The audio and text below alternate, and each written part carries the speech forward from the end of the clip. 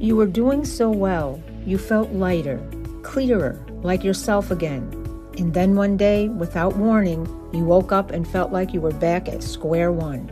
The heaviness returned, the thoughts came back, the progress felt like a lie.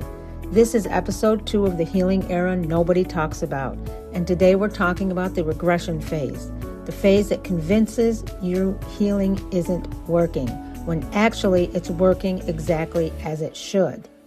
Let's start with the truth. Healing is not linear. You have probably heard that before, but hearing it and living it are two completely different experiences.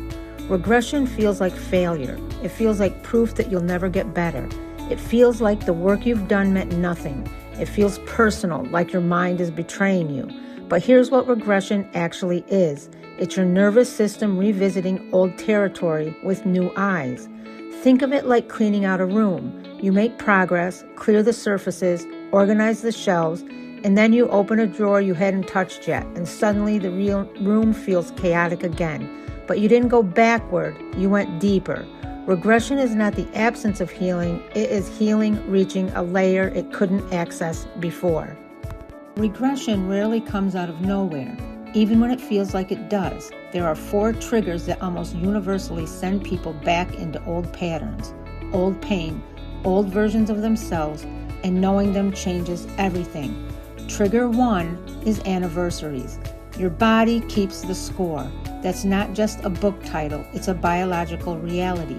The anniversary of a loss, the time of year something happened, the season when everything fell apart. Your nervous system remembers even when your conscious mind has moved on. You might not even realize what's happening at first. You just notice you feel off, sad for no obvious reason, irritable, foggy, heavy, and then you do the math and realize it's the time of year again. This is called an anniversary reaction. It is incredibly common. It does not mean you haven't healed. It means you are human and your body loved and lost something real. The best thing you can do is acknowledge it, name the date, name what it means. Give yourself permission to feel it without labeling it as regression. Because honoring grief on schedule is not going backward, it's going through. This one surprises people the most. A promotion, a birthday, a wedding, yours or someone else's, a new home, a new relationship, a new chapter. These moments are supposed to feel good, and they might, but they can also crack something open because milestones make us look back. They draw a line between who we were and who we are now. And sometimes, standing at that line, we feel the weight of everything it took to get there. The relationships that didn't make it, the version of yourself you had to leave behind, the people you wished you could see this moment, the person you thought you'd be by now. Joy and grief are not opposites. They live in the same house, and milestones open every door. If you felt inexplicably sad on a day that was supposed to be happy, you weren't doing it wrong. You were feeling the full weight of your journey. That is not regression, that is depth.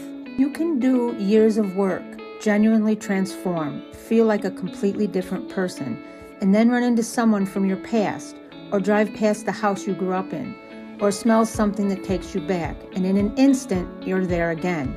The feelings, the smallness, the old dynamic, all of it. This is not weakness. This is your nervous system doing exactly what it was designed to do, pattern matching for survival. Old environments and old people are cues. Your brain associates them with a version of you that needed to behave a certain way to stay safe. And when the cue appears, the old behavior tries to follow. The difference between someone early in healing and someone further along isn't that the trigger stops working, it's that the recovery time shortens. It's that you can notice it happening. It's that you can choose differently even when everything in you wants to default. That noticing, that pause before the reaction, that is growth, even when it doesn't feel like it. Change, even good change, is destabilizing. A new job, a new city, a new relationship beginning or ending, becoming a parent, losing someone, or starting over. Big transitions strip away the routines and structures that help a regulated nervous system stay regulated. And when those scaffolds fall away, old coping mechanisms rise to fill the gap. The ones you thought you were done with, the ones you worked so hard to unlearn, suddenly they're back and louder than before. This is your system reaching for what it knows, not because you failed, but because change, even beautiful change, is a form of a loss. And loss always asks the nervous system to work harder. Be gentle with yourself in transition periods, not because you're fragile, but because you're doing more than it looks like. This is the question that matters most in the regression phase. Am I spiraling, or am I just having a setback? Because they feel identical from the inside, but they are not the same thing. And the responses to each one is different. A setback looks like this: a hard week, a triggering moment, a few bad days. You feel like the old you, but you still have access to the tools. You still know what's happening. You still have a thread back to yourself. A spiral looks like this: weeks of declining function, isolation that deepens instead of lifting, coping mechanisms that are causing harm, losing touch with why any of the work mattered. The thread back to yourself feels cut, not just frayed. If it's a setback, give it grace and time. Return to your basics. Rest, reach out to someone safe, journal. Trust that you've been here before and you know the way back. If it's a spiral, that's not weakness, that's a signal. Reach out to your therapist, call someone, ask for help.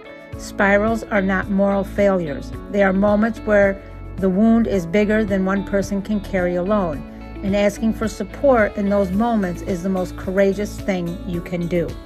Before this episode ends, I want to give you something to hold on to. Because the regression phase lies to you, it tells you nothing has changed. It tells you you're the same person you were. It tells you the work was wasted. So here is the evidence it doesn't want you to see. You recognize this as a phase. The old you didn't even know phases existed. You're watching content about healing. The old you was still pretending nothing needed to heal. You came back to yourself after the last hard season. The old you didn't know the way back yet. The old you stayed in situations that hurt you because leaving felt impossible. Look at where you are now.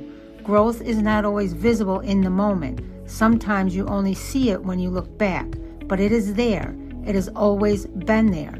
Every hard day you survived is proof of that. You are not back at square one. You are on a spiral staircase, and you are still always moving up. Tomorrow, we talk about the loneliness phase. For when healing changes you so much that you look around and realize not everyone can come with you. Episode 3 drops tomorrow, Wednesday.